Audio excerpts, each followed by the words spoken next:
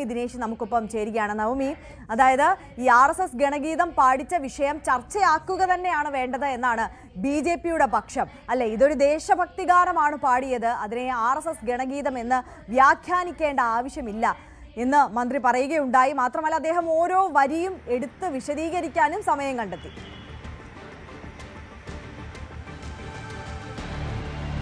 അതെ ആര്യ, മന്ത്രി പറഞ്ഞതിൽ ഏറ്റവും പ്രധാനപ്പെട്ട കാര്യം ഈ കുട്ടികൾ, അതായത് ആ സ്കൂളിലെ എളമക്കര സരസ്വതി വിദ്യാനികേതൻ സ്കൂളിലെ കുട്ടികളാണ് വന്ദേ ഭാരത് ഇന്നലെ ഗണഗീതം പാടിയത്. ആ സ്കൂളിൽ പാടുന്ന ഒരു പാട്ടാണ്, അവരുടെ പ്രയർ സോങ്ങായി തന്നെയാണ് ഈ പാട്ട് അവിടെ പാടുന്നത്. അത് ഇന്നലെ ഈ ട്രെയിനിൽ വെച്ച് അവർ പാടി. പക്ഷേ അത് പാടിയതിന് തെറ്റില്ല. അത് RSSന്റെ പൊതുവേദി അല്ലെങ്കിൽ ഈ റെയിൽവേയുടെ പൊതുവേദിയിൽ അല്ലെങ്കിൽ ആ ചടങ്ങിന്റെ പൊതുവേദിയിലല്ല ആ കുട്ടികൾ പാടിയത്. ട്രെയിനിന്റെ ഉള്ളിൽ വെച്ച് അവർ പാടുന്ന ഒരു പാട്ട് അത് പാടി. പക്ഷെ അത് ഇന്ത്യൻ റെയിൽവേ അത് തങ്ങളുടെ ഈ സോഷ്യൽ മീഡിയ അക്കൗണ്ടിൽ എക്സ് അക്കൗണ്ടിൽ പോസ്റ്റ് ചെയ്തതാണ് ഇത്രയും വലിയ വിവാദമായിരിക്കുന്നത്. അത് ആദ്യം ഈ റെയിൽവേ അത് പരിശോധിച്ചു. റെയിൽവേക്ക് അതിൽ തെറ്റൊന്നും തോന്നിയില്ല, അവർ അത് പോസ്റ്റ് ചെയ്തു. പിന്നീട് വലിയ വിവാദമായതിന് പിന്നാലെയാണ് അവർ ഈ പോസ്റ്റ് പിൻവലിക്കുകയും പിന്നീട് അതിന്റെ വിശദാംശങ്ങൾ അന്വേഷിക്കുകയും ഈ സ്കൂളിനോടക്കം ഈ വിശദാംശങ്ങൾ അന്വേഷിക്കുകയും അല്ലെങ്കിൽ ഈ ഗൂഗിളിലൊക്കെ ഇതിന്റെ ട്രാൻസ്ലേഷൻ നോക്കുകയും ഒക്കെ ചെയ്തപ്പോഴാണ് അവർക്ക് മനസ്സിലായത് ഇതിൽ തെറ്റൊന്നുമില്ല എന്ന്. വീണ്ടും ആ രീതിയിലേക്ക് അത് പോസ്റ്റ് ചെയ്യുകയായിരുന്നു എന്നാണ് ഇപ്പോൾ മന്ത്രി ജോർജ് കുര്യൻ വ്യക്തമാക്കിയത്. അതോടൊപ്പം തന്നെ അവർ പറയുന്നത് നിങ്ങൾക്ക് ഏത് വിധേയനെ വേണമെങ്കിലും ഇതിനെ വ്യാഖ്യാനിക്കാം. പ്രത്യേകിച്ച് മാധ്യമങ്ങൾ ഈ വിഷയം തെരഞ്ഞെടുപ്പ് വരികയാണ്, തദ്ദേശ തെരഞ്ഞെടുപ്പ് വരികയാണ്, അതിലൊക്കെ വിവാദമായി തന്നെ ഇത് ഉയർത്തിക്കൊണ്ടുവരാം. അതിനപ്പുറത്തേക്ക് ഇത് BJPയുടെ ഗാനമല്ല, RSSന്റെ ഗാനമാണ്. തനിക്ക് ആ ഗാനത്തെക്കുറിച്ചും അറിയില്ല, താൻ ആ ഗാനം പാടുന്ന വ്യക്തിയുമല്ല. പക്ഷേ കോൺഗ്രസിലെ തന്നെ ചില നേതാക്കൾ, അതായത് കോൺഗ്രസിലെ തന്നെ പ്രധാനപ്പെട്ട നേതാക്കൾ നിയമസഭയിലടക്കം ഈ പാട്ട് പാടിയിട്ടുണ്ട്. അതായത് കർണാടകയിലെ ഈ പാട്ട് പാടിയിട്ടുണ്ട്.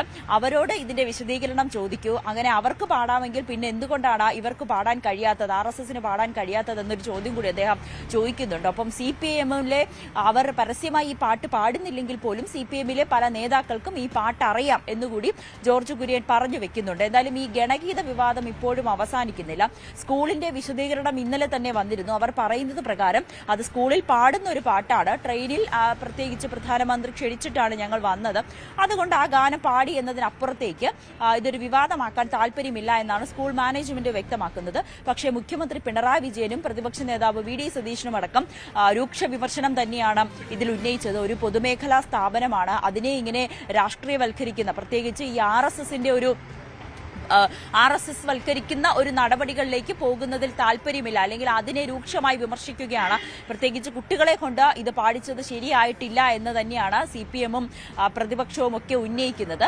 പക്ഷേ സ്കൂളിന്റെ വിശദീകരണം അത് സ്കൂളിൽ പാടുന്ന ഒരു പാട്ടാണ്, അവർ ദിവസവും ഈ പ്രാർത്ഥനാ വേളയിൽ പാടുന്ന പാട്ടാണ്, അത് പാടിയത് കൊണ്ട് തെറ്റാണെന്ന് തോന്നുന്നില്ല എന്നുള്ളൊരു വിശദീകരണമാണ് സ്കൂളിലും തരുന്നത്. എന്തായാലും BJP ഈ വിഷയത്തെ ശക്തമായി പ്രതിരോധിക്കാൻ തന്നെയാണ് തീരുമാനിച്ചിരിക്കുന്നത്. RSS ഈ ഒരു ഗണഗീതം അത് പാടിയതിൽ തെറ്റില്ല എന്ന നിലപാടിൽ തന്നെയാണ് ഇവർ ഉറച്ചു നിൽക്കുന്നത്. ആര്യ, വിവാദമാവുകയാണെങ്കിൽ ഈ വിഷയം ചർച്ച ചെയ്യുക തന്നെ വേണം എന്ന തരത്തിലുള്ള ഒരു നിലപാടിലേക്കാണ് ഇപ്പോൾ ഈ ഘട്ടത്തിൽ BJP എത്തിയിട്ടുള്ളത്. അതൊരു പൊതുപരിപാടിയിൽ കുട്ടികൾ അവർക്ക് ഇഷ്ടപ്പെട്ടൊരു ഗാനം ആലപിച്ചു എന്നതിനപ്പുറം ഈ വിഷയത്തെ വളച്ചൊടിക്കേണ്ട ആവശ്യമില്ലെന്നാണ് ഇപ്പോൾ കേന്ദ്രമന്ത്രി നേരത്തെ മാധ്യമങ്ങളെ കണ്ടപ്പോൾ പ്രതികരിച്ചത്. എന്തായാലും വരും മണിക്കൂറിലും ദിവസങ്ങളിലും ഒക്കെ ഈ വിഷയം സജീവമായി തന്നെ നിലനിൽക്കും. നമുക്കറിയാം, നേരത്തെ ഭാരതാംബയുടെ ചിത്രം വെച്ചതുമായി ബന്ധപ്പെട്ടൊക്കെ വലിയ വിവാദം ദിവസങ്ങളോളം നിലനിന്നതാണ്. അതിനുശേഷം ഇപ്പോൾ ഈ ഗണഗീതം സ്കൂൾ കുട്ടികൾ ഒരു പൊതുപരിപാടിയിൽ, ഒരു സർക്കാർ പരിപാടിയിൽ പാടുന്നു എന്നതാണ് സാഹചര്യം. അതിനെതിരെയാണ് ഇപ്പോൾ മുഖ്യമന്ത്രിയും പ്രതിപക്ഷ നേതാവും ഒക്കെ വിമർശനവുമായി രംഗത്തെത്തിയത്.